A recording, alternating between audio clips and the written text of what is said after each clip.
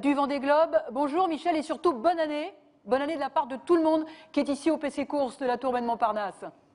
Bonne année à tout le monde et surtout aux marins en mer. Mais je crois qu'il y en a qui ont eu un petit peu de chance. Ils ont passé plusieurs premiers temps. Donc je ne sais pas s'ils ont eu droit aux cotillons, aux langues de belle-mère et tout ça. Je pense que tu as dû entendre la réaction de Bernard Stamm à l'instant sur ces hydrogénérateurs. T'en penses quoi, toi, finalement, de tout ça? J'en pense quoi? C'est toujours délicat de choisir un moyen principal de fabrication d'énergie électrique sur ces bateaux. Jusque-là, beaucoup d'énergie, c'est le cas de le dire, était concentrée sur la fiabilité du moteur diesel en tant que groupe électrogène, puisque vous savez, ces bateaux-là sont obligés d'avoir un moteur pour la propulsion. L'hélice est scellée avec un plomb pendant la course, hein, et ça a été le cas pour Bernard qui l'a déplombé pour rejoindre son mouillage l'autre jour. Et jusque-là, on emmenait plutôt du gasoil, de l'ordre de 180-200 litres, ce qui pour 3 mois est quand même relativement raisonnable. Et puis depuis quelques temps, grâce à ces hydrogénérateurs, on emmène de moins en moins de gasoil et de plus en plus d'hydrogénérateurs. C'est le cas par exemple aussi d'Alex Thompson qui a à peu près les mêmes problèmes que Bernard puisqu'il a des soucis d'hydrogénérateur, il n'a lui non plus pas assez de gasoil pour produire l'électricité pendant cette course-là. Ce qu'il faut comprendre aussi, c'est que des installations comme celle-là, il faut vraiment les tester en situation et c'est pas facile parce que c'est quand même très rare d'aller aussi vite pendant aussi longtemps avec ces bateaux-là. Je m'explique, la traînée que représente l'hydrogénérateur, ou n'importe quel truc qu'on laisse traîner dans l'eau est grosso modo proportionnel au carré de la vitesse.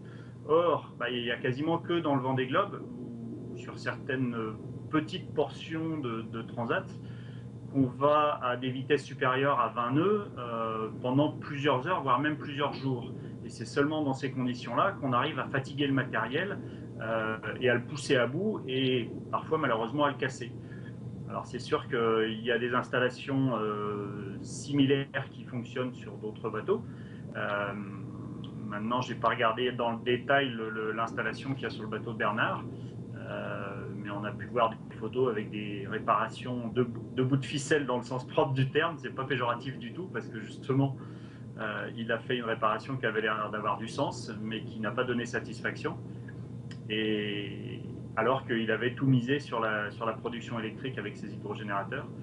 Je pense que c'est une grosse déception de sa part, mais voilà, faut assumer les choix et il n'a pas d'autre solution que de continuer avec ce qu'il a à bord. C'est le jeu de cette course-là. Michel, le temps fort aujourd'hui de cette 50e journée de course, c'est le passage du Cap Horn pour François Gabard et Armelle Lecléache. Souviens-toi, ton premier Cap Horn, est-ce qu'il y avait de l'émotion? C'est pas tant le Cap Horn en lui-même, parce que, bon, certes, c'est un cap mythique, mais qui a acquis ses lettres de noblesse à une autre époque que la nôtre. Pour moi, c'est surtout, et c'est vraiment comme ça que je l'ai vécu sur mes deux Vendées, pas seulement celui de 2001, mais aussi celui en 2009. Une fois qu'on arrive au Cap Horn, c'est un soulagement. On sort de un mois des mers du Sud. Hier, Jean-Pierre Dix disait bon, les mers du Sud, c'est sympa, mais ça fait un mois qu'on y est, il serait temps qu'on en sorte. Il y a une forme c'est un côté un peu magique et majestueux, les mers du Sud, mais il y a un moment, au bout d'un mois, on en a passez-moi l'expression, mais un peu plein le cul, et on a hâte de sortir de là, on a hâte de revenir près des côtes. Ce sera la première côte qu'ils vont voir, la première vraie côte qu'ils vont voir depuis quasiment un mois et demi pour certains. Quelques-uns ont vu des îles au sud de la Nouvelle-Zélande, mais c'est à peu près tout. La dernière fois qu'ils ont vu la Terre, non, même pas quasiment. D'ailleurs, c'était la pointe de l'Espagne, puisque au large du Brésil, certains ont vu Fernando de Noronha, mais c'est à peu près tout. Et quelque part, c'est un retour à la civilisation, c'est un retour à une vie un petit peu plus protégée aussi. Et pour moi, le Cap Horn, c'est un grand moment de délivrance. On en arrive même à accepter de ne pas avancer, tellement ça fait du bien, que ça ne bouge plus, que ça ne fasse plus de bruit, qu'on puisse remettre des grandes voiles, qu'on puisse aller se balader sur le pont sans être sous la lance à incendie. Même s'il va encore faire froid pendant plusieurs jours, hein, pendant quasiment une semaine, jusque bien plus loin que les Malouines. Mais c'est vraiment un soulagement terrible d'être sorti du sud et de pouvoir d'être pas loin de la civilisation. Mais il y a encore énormément de boulot à faire. Et là, ce qui les attend dans les heures qui viennent après le Horn, c'est que c'est toujours pas fini parce qu'il y a ces foutus glaçons qui sont anormalement proches des côtes et qui vont, je pense, leur causer des gros soucis. Michel, Didier Ravon est avec nous, rédacteur en chef de Voiles et Voiliers. Je crois que tu as un petit mot à dire à Michel, Didier.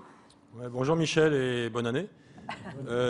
Dis-moi, comment tu vois cette régate absolument exceptionnelle qu'il y a entre François Gabard et Armelle Lecléache? Parce que moi j'ai vu ces images il y a 2 jours qui m'ont absolument estomaqué, ces bateaux qui naviguent quasiment à 10 longueurs après 15 000 milles, c'est extraordinaire.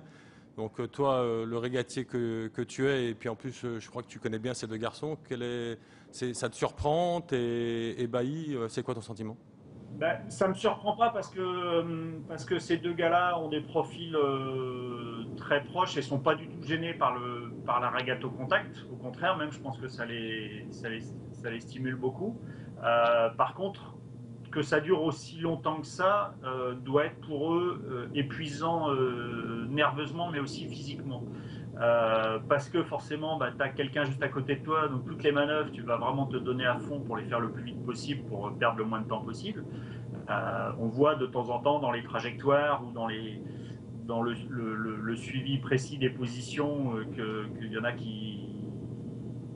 à quel moment ils font les manœuvres de changement de voile.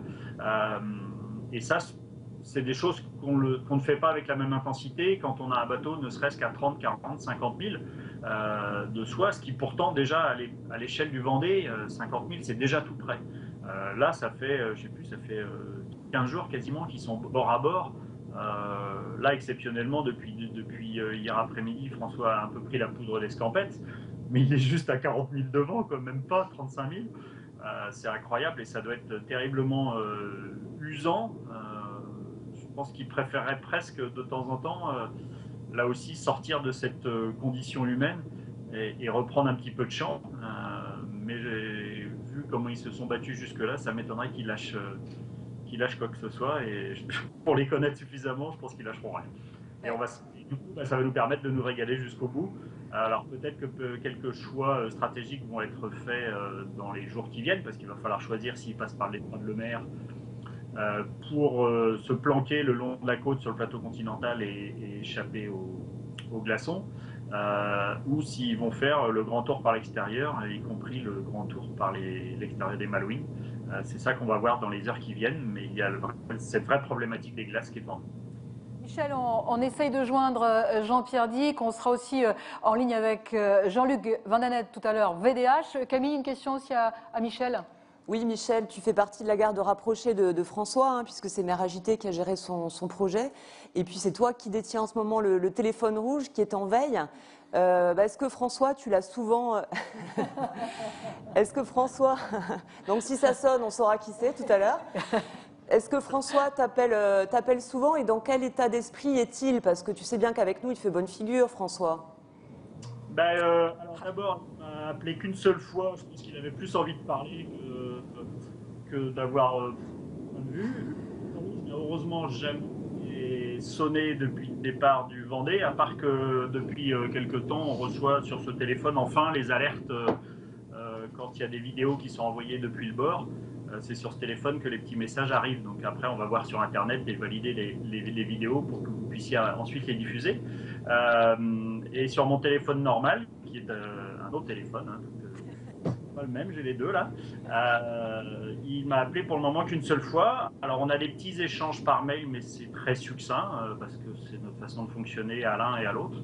Moi, je suis très vexé pour lui que les gens ne puissent pas admettre qu'il est détendu, qu'il est content de faire ce qu'il fait. C'est vraiment pas du bluff et je le connais suffisamment. Il a autre chose à foutre que de bluffer. Mais bon, voilà, tant pis, il y a des gens qui ne le croient pas. Maintenant, je pense qu'ils sont aussi dans une posture tous les deux, l'un comme l'autre devant, à ne pas tout dévoiler, mais ou en tout cas ne pas se livrer, si vous voulez.